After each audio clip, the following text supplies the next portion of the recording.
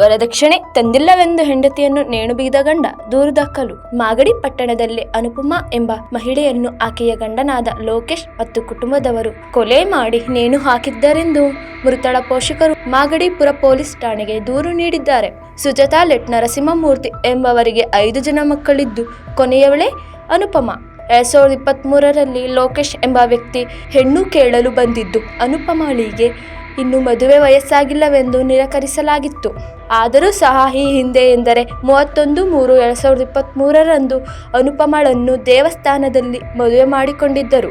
ನಮ್ಮ ಗಮನಕ್ಕೆ ಬಂದಾಗ ಹೇಗೋ ಹೊಂದಾಣಿಕೆ ಮಾಡಿಕೊಂಡು ಹೋಗೆಂದು ತಿಳಿ ಹೇಳಲಾಗಿತ್ತು. 1 ವರ್ಷ ಕಳೆಯುವಷ್ಟರಲ್ಲೇ ಲೋಕೇಶನಿಗೆ ಮತ್ತೊಬ್ಬ ಹೆಂಗಸಿನ ಜೊತೆ ಅಕ್ರಮ ಸಂಬಂಧವಿದ್ದು ಗಂಡ ಹೆಂಡತಿಯ ನಡುವೆ ಜಗಳ ನಡೆಯುತ್ತಲೇ ಇತ್ತು.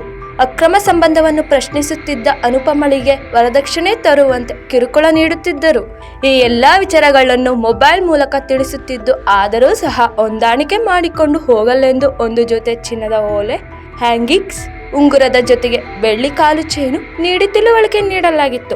ಆದರೂ ಸಹ ಅಕ್ರಮ ಸಂಬಂಧ ಮುಚ್ಚಿಕೊಳ್ಳಲು ವರದಕ್ಷಿಣೆ ಕಿರುಕುಳ ಹೆಚ್ಚು ಮಾಡಿ ಆಕೆಯನ್ನು ಕೊಲೆ ಮಾಡಿ ನೇಣು ಬಿಗಿದು ಆಕೆಯನ್ನು ಸಾಯಿಸಿದ್ದು. ಈ ಕೃತ್ಯದಲ್ಲಿ ಅತ್ತೆ ಈರಮ್ಮ ಮತ್ತು ಮೈದನಾ ಕಿರಣ್ ಸಹ ಭಾಗಿಯಾಗಿದ್ದು, ಈ ಸಂಬಂಧ ತನಿಖೆ ನಡೆಸಿ ನಮಗೆ ನ್ಯಾಯ ಒದಗಿಸಬೇಕೆಂದು ಪೋಷಕರು ಮಾಗಡಿಪುರ ಪೊಲೀಸ್ ಠಾಣೆಗೆ ದೂರು ನೀಡಿದ್ದಾರೆ.